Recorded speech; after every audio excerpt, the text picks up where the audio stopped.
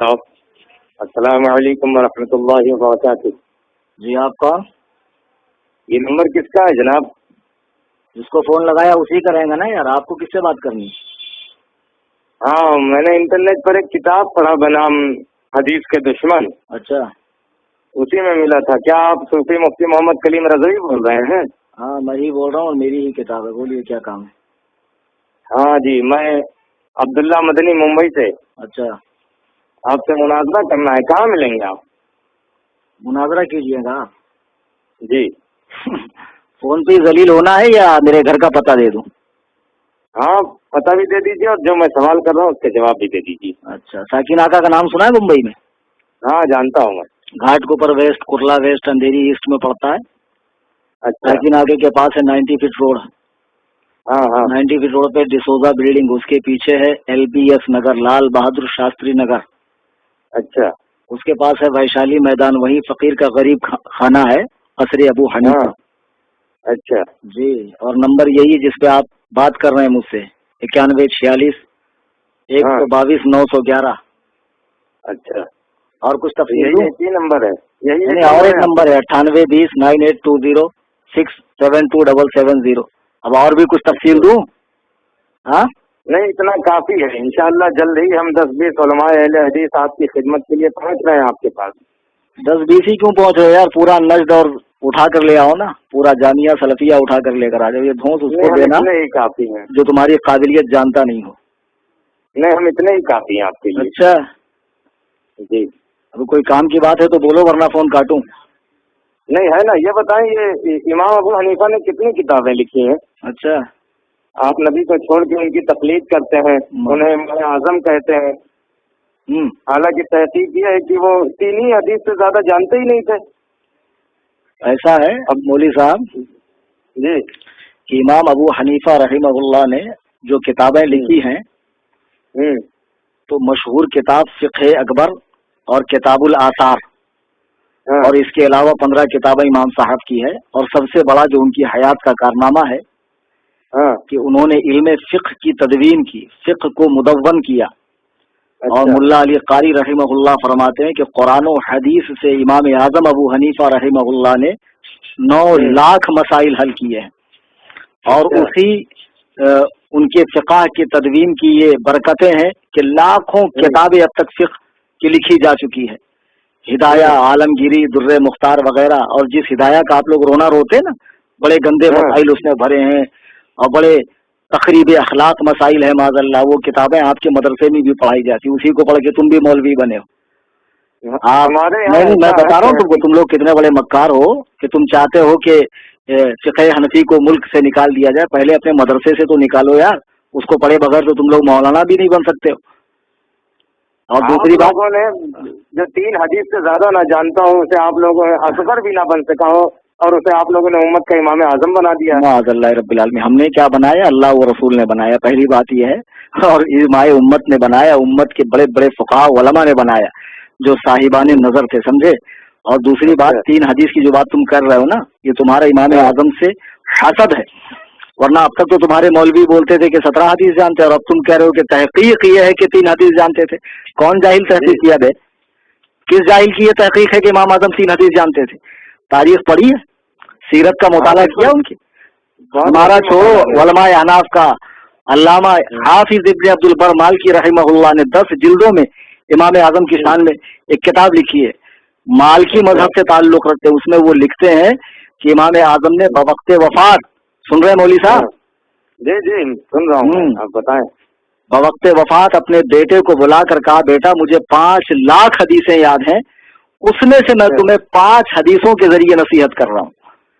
تو امام اعظم تو خود کہہ رہے ہیں کہ مجھے 5 لاکھ حدیثیں یاد ہیں اور میں اس میں سے تمہیں 5 باتوں کی نصیحت کر رہا ہوں.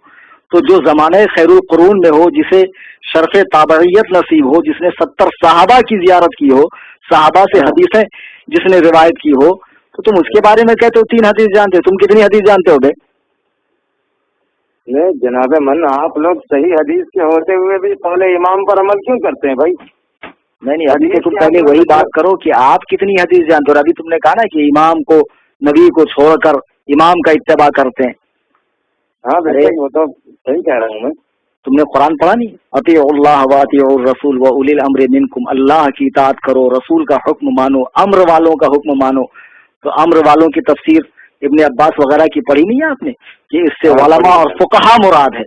تو اب اگر کوئی علماء اور فقہا کی اطاعت کر رہا ہے، قرآن و حدیث کو سمجھنے کے لیے ان کی تشریحات کے اعتبار کر رہا ہے، تو اس کے بارے میں یہ کہنا کہ اس نے نبی کو چھوڑ دیا، خدا کو چھوڑ دیا. ارے چھوڑتا تو تب جب وہ ان کو قانون ساز سمجھتا، وہ تو ان کو شارح قانون سمجھ رہا ہے، شارح قانون سمجھ کے ان کا اتباع کر رہا ہے، تو اس نے نبی کو چھوڑنا کام ہوا. یہی بھینسے جیسی عقل میں آپ کے کھوپڑی میں عقل ہے یا گوبر بھرا ہوا ہے کہ آپ معاذ اللہ امام کی بات کو ماننا گویا نبی کا مخالف بتا رہے ہیں اس کو، جبکہ قرآن اس بات کا حکم دے رہا ہے کہ امر والوں کی اطاعت کرو. اور ایک بات میں آپ کو بتاؤں کہ آپ لوگ بھی تو بار بار بخاری مسلم کی حدیث لیتے ہو، بخاری مسلم کا حوالہ مانگتے ہو، تو ہم بھی تو کہہ سکتے ہیں کہ آپ معاذ اللہ رب العالمین بخاری مسلم سے حدیث کیوں لیتے ہو؟ صحابہ تو نبی سے حدیث لیتے تھے.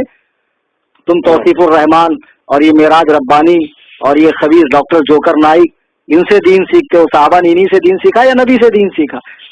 تو ہم بھی تو کہہ سکتے تم نے نبی کو چھوڑ کر ان کو اپنا معاذ اللہ معبود بنا لیا، خدا بنا لیا، تم بھی تو پکے مشرک ہو. بات کرنے سے پہلے سوچا کرو مولوی صاحب. جناب عمل آپ لوگ صحیح حدیث کے ہوتے ہوئے بھی قول امام پر عمل کیوں کرتے ہیں بھائی؟ حدیث کے اصل دشمن حنفی ہیں یا اہل حدیث؟ معاذ اللہ. صوفی جی ایک کتاب اور لکھے آپ، احناف حدیث کے اصلی دشمن. اچھا مولوی صاحب ایک بات بتائیے، تم جو کہہ رہے ہو تو صرف تمہارا کہنا جو ہے نا وہ کافی نہیں ہے، اس کی دلیل بھی آپ پیش کریں کہ احناف نے حدیث کی کب مخالفت کی ہے، اس کا ثبوت پیش کریں. ارے کیا صحیح بخاری میں آپ نے یہ حدیث نہیں پڑھا؟ صحیح بخاری کتاب الاذان میں لا صلاۃ لمن لم یقرأ بفاتحۃ الکتاب، اس شخص کی نماز نہیں ہوتی جو سورہ فاتحہ نہ پڑھے. اچھا تو مجھے معلوم تھا تم آج آ کر حضرت عبادہ بن صامت کی، یہ حضرت عبادہ بن صامت کی روایت ہے نا، یہ حدیث پیش کرو گے. تم صرف نام کے اہل حدیث ہو بیٹا، تم کو ابھی حدیث سمجھنے کی صلاحیت تمہارے اندر بھی نہیں اور تمہارے بڑے بڑے الو مائے کرام میں بھی نہیں، علماء نہیں، الو مائے کرام، سمجھے؟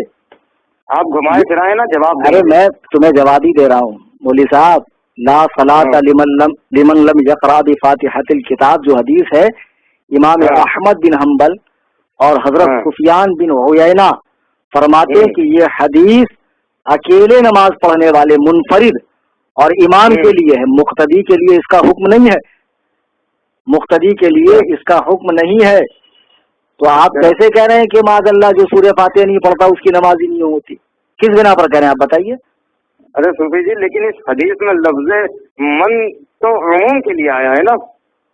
تو اس میں جو من عموم کے لیے آیا ہے تو اس عموم کی صراحت اللہ نے کی ہے یا رسول اللہ نے کی ہے؟ اور آپ تو اس جماعت سے تعلق رکھتے ہیں کہ جس جماعت میں اگر حضور پاک صلی اللہ علیہ وسلم بھی بغیر وحی کے کچھ کہیں تو آپ کے علماء کہتے ہیں مت مانو. طریق محمدی کتاب کا نام سنا ہے؟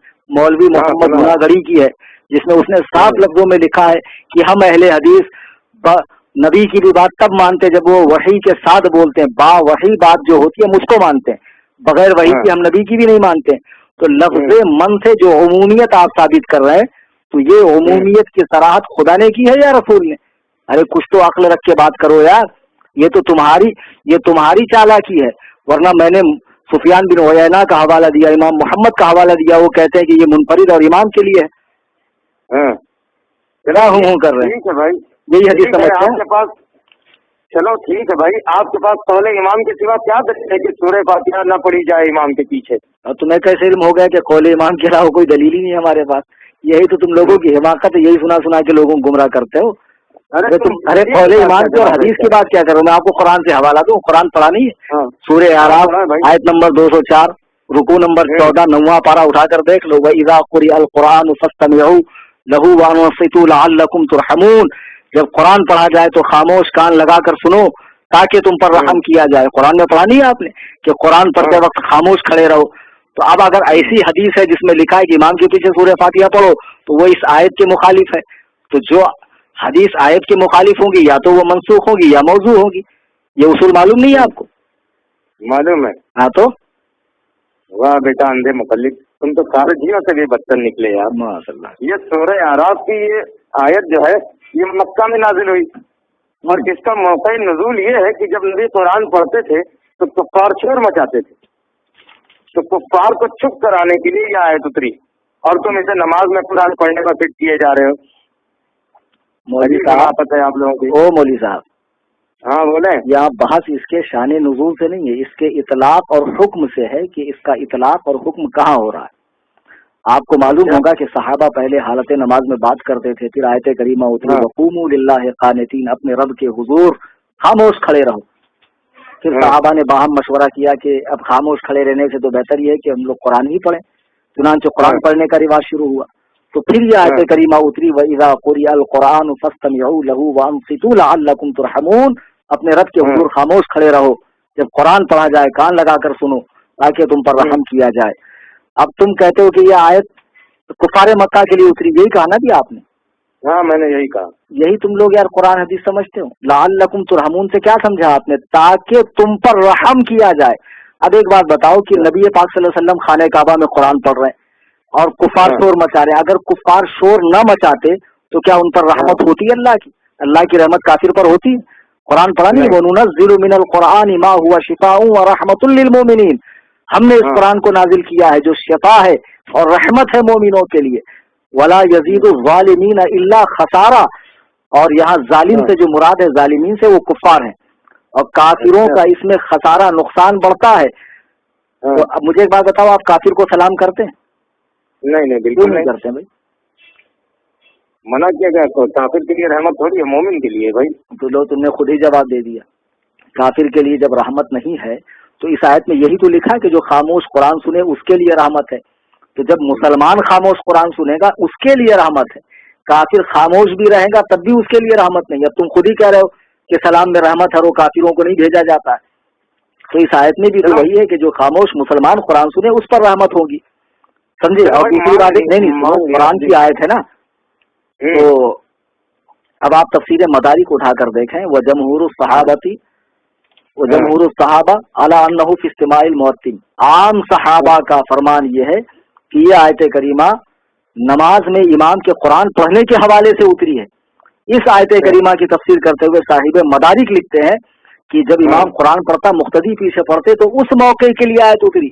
اب ہم تفسیر کی مانیں یا تمہاری مانیں؟ چلو مان لیا کہ یہ نماز میں امام کے پیچھے قرآن تم کیا نہیں مانو گے؟ تمہارے یہاں جو شیخ الحدیث ہوتا ہے نا وہ ہمارے یہاں اس کا داخلہ مکتب میں ہوتا، سمجھے؟